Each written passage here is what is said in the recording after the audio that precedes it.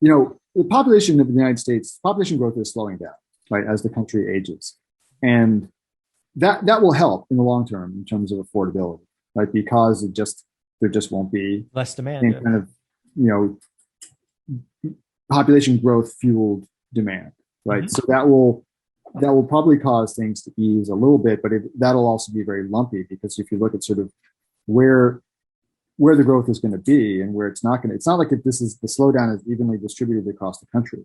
Yeah, right. It's exactly. The slowdown is really like in the coastal states, the Midwest, and then rural places everywhere. Like, so rural places, with the exception of, say, like rural places that will soon no longer be rural, yeah, Texas or whatever, right? But I'm talking about places that are rural and not, and they're stably rural, and they're not inside like a high growth metro.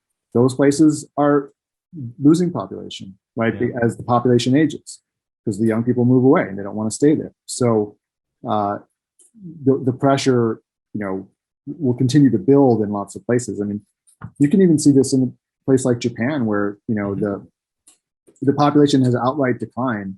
The population is actually shrinking, but the pressure for housing in places like Tokyo, where everybody is moving, like, the trends continue, at some point, every Japanese person will live in Tokyo, but and none of them will be able to afford to live there. Yeah, exactly. But that, you see the same thing in the United States too, where people are moving to certain areas, and even though you've got the population growth slowing overall, it's people, you live in a place, right? And places are where you live matters. So in terms of housing pressure.